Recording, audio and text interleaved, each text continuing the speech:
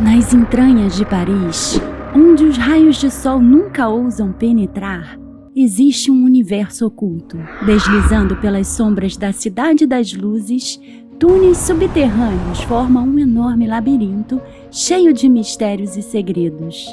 É aqui, nos confins da história enterrada, que as catacumbas de Paris, como são conhecidos os mais de 300 quilômetros de túneis abaixo da cidade, revelam não apenas ossos antigos, mas também narrativas entrelaçadas de tempos tumultuosos, resistência e até biodiversidade. Prepare-se para mergulhar nas profundezas desconhecidas, onde cada passagem conta uma história, e as paredes sussurram todos os segredos soterrados de uma cidade que guarda mais do que os olhos podem ver. Bem-vindo às Catacumbas de Paris, onde o passado ressurge em um labirinto de maravilhas subterrâneas. Queremos agradecer essa indicação a outra inscrita do canal, Raíssa C. Milhões de visitantes contemplam a Torre Eiffel, exploram o Louvre e percorrem os jardins de Luxemburgo todos os anos. No entanto, muitos desconhecem que bem abaixo de seus pés se estende um mundo de esconderijos secretos e labirintos intermináveis. Ocultos sobre as movimentadas ruas da cidade, encontram-se vários locais que preservam peças importantes do passado parisiense, e que esse subterrâneo único vem desempenhando há muitos anos um papel crucial na evolução da cidade. Por conta de todo esse mundo escondido, hoje, essa imensa rede transformou-se em uma espécie de parque secreto para aventureiros, que frequentemente se perdem nos 300 quilômetros de túneis escuros situados a 20 metros abaixo da superfície. A maior parte desse submundo permanece fechada ao público, mas isso não impede os aventureiros de explorar esse mundo paralelo, infiltrando-se por uma das muitas entradas clandestinas espalhadas pela cidade. O submundo de Paris está repleto de vivos e mortos que perambulam por uma vasta cidade subterrânea com mais de 2.000 anos. Cerca de 45 milhões de anos atrás, a área que hoje é Paris estava submersa, deixando sedimentos que eventualmente se transformaram em calcário. Quando os romanos ocuparam as margens do rio Sena e fundaram o povoado de Lutetia, precisaram abrir pedreiras e utilizar a rocha para a construção de monumentos e outras estruturas. Quando se trata de arquitetura gótica, a Catedral de Notre-Dame é um dos melhores exemplos do mundo. Por quase 1000 anos, as pessoas se reúnem por lá para admirá-la. No entanto, a história dessa igreja é muito mais antiga, e abaixo dela estão os restos dessa cidade romana perdida. Em 52 a.C., Júlio César conquistou a região que agora é a França. E logo depois, Lutetia, que significa morada no meio da água, surgiu nas margens do Sena. Nos 2 séculos seguintes, essa cidade foi lentamente sendo enterrada por construções e reconstruções contínuas, até ser completamente perdida, abrindo caminho para os seus agora famosos e amplos boulevards, edifícios de apartamentos e grandes monumentos. Assim, a Paris romana e medieval desapareceu, mas não completamente. Para encontrar a cidade perdida de Lutetia, partimos de um dos monumentos mais importantes do mundo, o Notre-Dame. Descendo apenas 5 metros abaixo do nível da rua, saltamos para trás quase 2.000 anos até uma cidade romana e provincial onde viviam 20.000 pessoas. Nesse local, pescadores forneciam suas mercadorias ao Império, utilizando uma das maiores maravilhas da engenharia romana, as estradas. O que você está vendo é uma estrada do início do século III. A próspera Lutetia possuía o porto mais antigo da França e sua localização privilegiada permitiu o crescimento da cidade. Havia uma arena, uma espécie de anfiteatro para shows e talvez até gladiadores. Onde está agora a Catedral de Notre-Dame, existia um templo dedicado a Júpiter. À medida que o domínio romano começou a ruir nos séculos IV e V, o povo de Lutétia, agora chamado de anglos-romanos, não tinham mais utilidade para os templos e reutilizaram os blocos. Aqui você pode ver um trecho de parede galo-romana, construída no final do século III. Mas essa parede do século III era, na verdade, muito mais antiga que isso. Era originalmente parte de uma arena muito mais antiga. Eles também construíram esse muro por causa das primeiras invasões bárbaras que ocorreram no final do século III.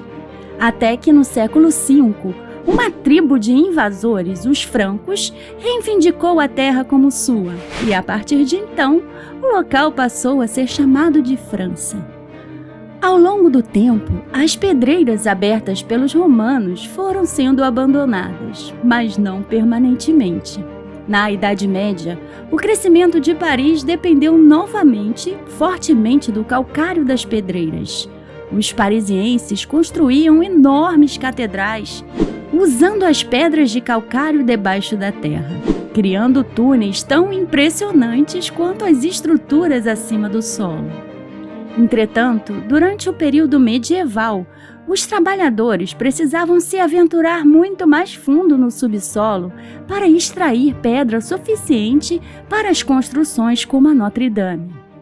Nessa época, os túneis serpenteavam no subsolo em redes que totalizavam mais de 320 quilômetros de túneis subterrâneos.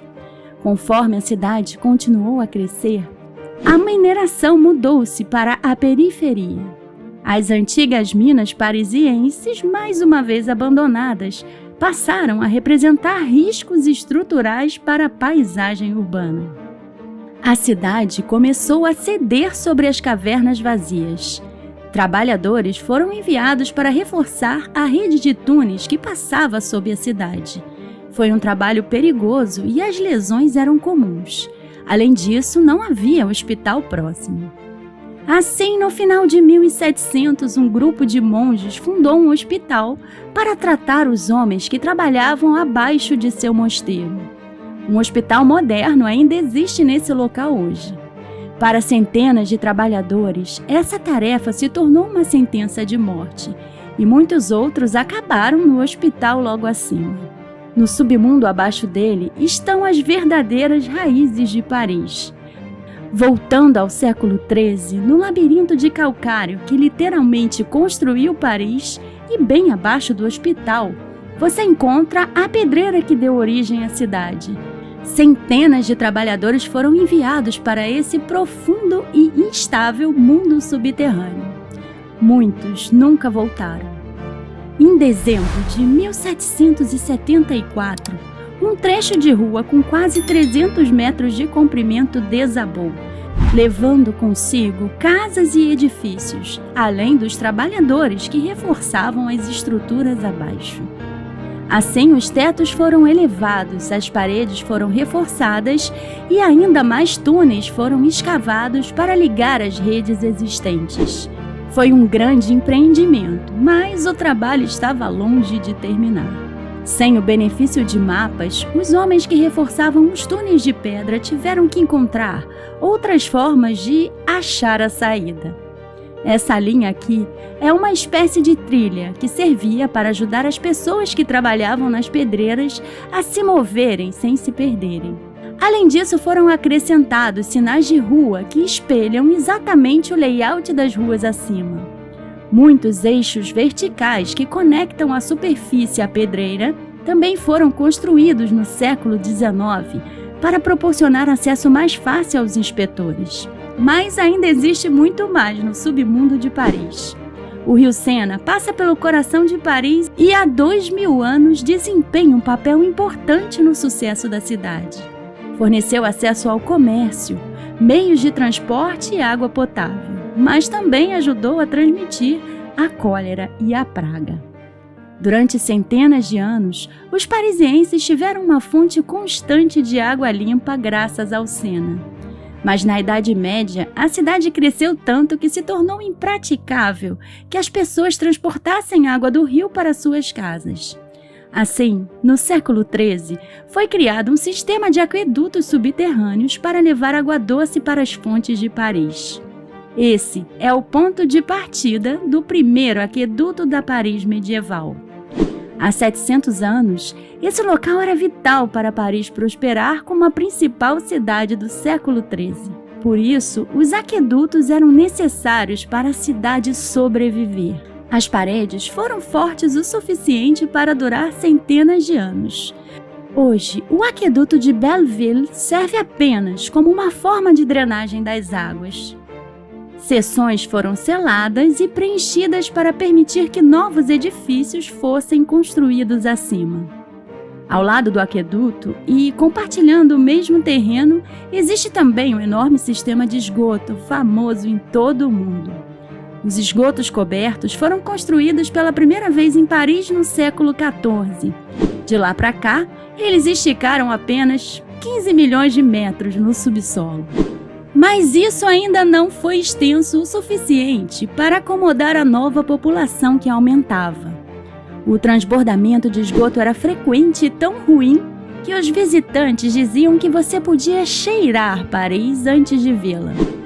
O estado péssimo do saneamento da cidade levou a uma série de surtos violentos de cólera, uma doença bacteriana propagada pela água contaminada por resíduos humanos.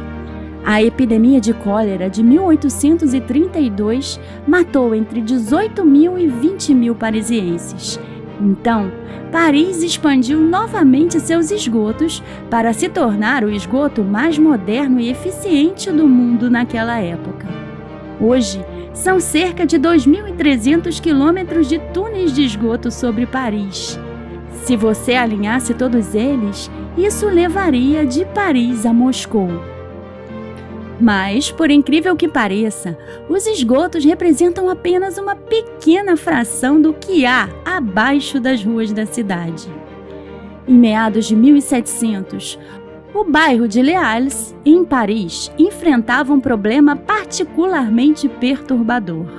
O maior cemitério da cidade, o vizinho cemitério dos Santos Inocentes, ficou sem espaço para os falecidos.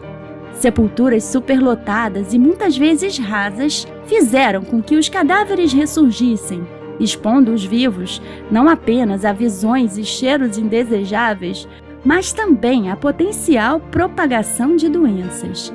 Em 1763, o rei Luís XV tentou diminuir a superlotação proibindo os enterros na cidade. Contudo, a resistência da Igreja Católica impediu qualquer progresso adicional na abordagem do crescente problema de saúde pública. A questão persistiu por anos antes de chegar no seu auge em 1780. Depois que fortes chuvas de primavera destruíram uma parte do muro ao redor do cemitério, cadáveres em decomposição se espalharam pelas propriedades próximas. O rei Luís XVI fechou definitivamente o local, e agora era crucial que a cidade encontrasse uma solução. Na sequência da crise do cemitério, a cidade decidiu realojar os restos mortais de seus antigos residentes nas pedreiras subterrâneas vazias. A partir de 1785, os ossos dos túmulos, valas comuns e cemitérios dos Santos Inocentes foram sendo transferidos para os novos ossários localizados a 20 metros de profundidade. Os restos mortais foram sendo transportados discretamente, principalmente à noite, para evitar protestos públicos e maior oposição da igreja. O processo de transferência de restos mortais de vários cemitérios continuou nos anos seguintes. Eles foram depositados em vagões e depois jogados nos poços da pedreira, e os trabalhadores os organizavam livremente dentro das galerias subterrâneas. Mais tarde, eles foram reorganizados nas exposições artísticas que vemos hoje. Durante a Revolução Francesa, os corpos eram enterrados diretamente no subsolo. As transferências dos cemitérios da cidade continuaram ao longo de 1800. Os restos mortais deixaram de ser transferidos para os ossários somente em 1860. Embora o novo cemitério subterrâneo tenha sido formalmente apelidado de Ossuário Municipal de Paris em 1786, o local adotou seu nome agora icônico pouco depois, inspirando-se nas catacumbas romanas, as Catacumbas de Paris.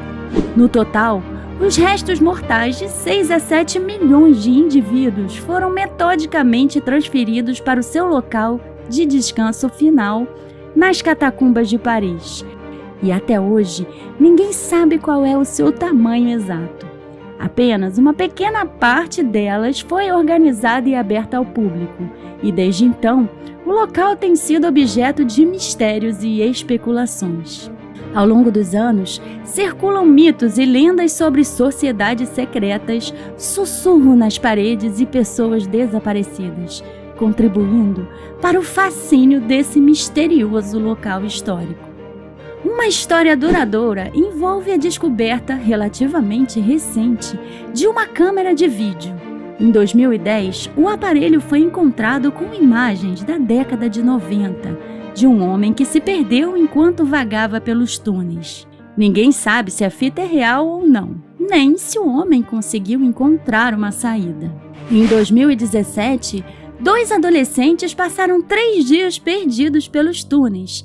Eles foram encontrados com hipotermia graças aos cães farejadores da polícia. No entanto, Philibert Aspert não teve a mesma sorte 224 anos antes. Ele vagou pelos túneis sem nunca ter encontrado uma saída. Seu corpo foi recuperado pela polícia apenas 11 anos depois, perto de um conjunto de chaves a poucos passos de uma saída, invisível para ele no escuro. Uma lenda sugere que ele hoje assombra as catacumbas. Em 1793, ele trabalhava como porteiro de um hospital durante a Revolução Francesa, quando desapareceu nas catacumbas sem deixar vestígios. Os labirintos e túneis também foram esconderijos da resistência francesa durante a Segunda Guerra Mundial e bunker do exército alemão. Esta é a saída de um abrigo antibomba usado pelos nazistas na Segunda Guerra Mundial. Durante a ocupação alemã da França, o exército nazista utilizou esses túneis como abrigo antibombas profissional. Ao utilizar os milhões de túneis, os nazistas não só tinham um abrigo de bombas pronto, mas também foram capazes de operar em segredo. Eles adicionaram portas de ferro seláveis e escotilhas. O interessante é que os oficiais alemães não sabiam que em outro lugar desses túneis, a menos de 1 quilômetro de distância, estava a sede subterrânea da resistência francesa. Afinal, todos estavam nos subterrâneos, bem próximos uns dos outros, sem nem saber que estavam tão perto.